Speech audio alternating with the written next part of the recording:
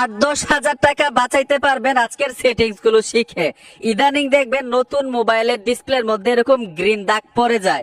যখনই গ্রিন দাগ পড়ে যায়, এটা সমাধান করার জন্য সার্ভিসিং এর দোকানে গেলে 8 থেকে 10 হাজার টাকা বিল করে, কারণ একটা অরিজিনাল ডিসপ্লের দাম কিন্তু তেমনই। এখন এটা থেকে বাঁচার উপায় কি?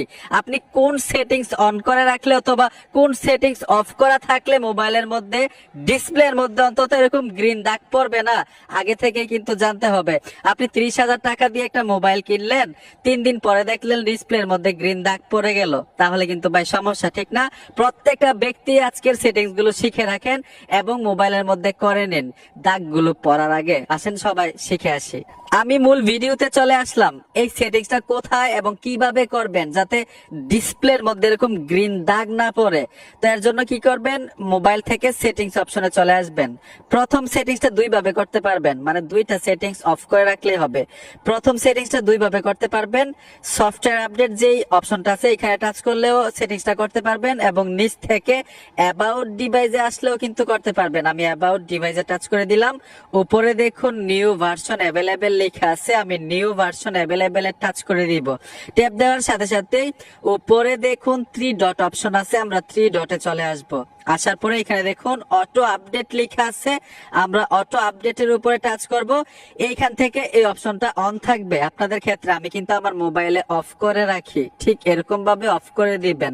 তার মানে হচ্ছে আপনার মোবাইলে ইন্টারনেট কানেকশন দেওয়ার সাথে সাথেই মোবাইলটা অটো আপডেট নেবে না। অটো আপডেটের কারণেই কিন্তু গ্রিন দাগ পড়ে, অনেক সময় সিম পায় না, আবার কারো কারো মোবাইলে শুনছি ক্যামেরা চলে যায়, মানে ক্যামেরা ওপেন হয় না। এই সমস্যাগুলো কিন্তু হবে না যদি এই সেটিংসটা অফ করে রাখেন। এখন দ্বিতীয় সেটিংসটা কিভাবে করবেন, এখান থেকে সম্পূর্ণ বের হয়ে আসবেন। দ্বিতীয় সেটিংসটা করার জন্য গুগল প্লে স্টোরে চলে আসবেন। তো আমি আমার ফোন থেকে গুগল প্লে স্টোরে চলে আসব। গুগল প্লে স্টোরে আসার সাথে সাথেই উপরে জিমেলের লোগোতে চলে আসবেন। জিমেলের লোগোতে আসার পরে এখানে সেটিংস লেখা আছে, সেটিংসে আসতে হবে। উপর থেকে জেনারেলে চলে আসবেন, আমি জেনারেলে টাচ করে দিব। জেনারেলে ট্যাপ দেওয়ার সাথে সাথে অনেকগুলো সেটিংস অন হয়ে যাবে। এখান থেকে নিচে চলে আসবেন, লেখা আছে নেটওয়ার্ক প্রিফারেন্স। তো এই অপশনটাতে ট্যাপ দিবেন। ট্যাপ দেওয়ার সাথে সাথে এখানে লেখা চলে আসবে, এই যে দেখুন অটো আপডেট অ্যাপস, এই অপশনটাতে ট্যাপ দিবেন। আসার পরে এখানে দেখুন লেখা আছে ডোন্ট অটো আপডেট অ্যাপস, এই যে দেখুন ডোন্ট অটো আপডেট অ্যাপস, এই অপশনটাতে ট্যাপ দিয়ে রাখবেন। এই দুইটা সেটিংস অবশ্যই করে রাখবেন, তাহলে আপনার মোবাইলে ওই সমস্যাগুলো দিবে না যে সমস্যাগুলো আপডেট দেওয়ার কারণে হয়। এখন অনেকেই বলতে পারেন সোহাগ ভাই আমার মোবাইলটা কি তাহলে আপডেট করতে পারবো না?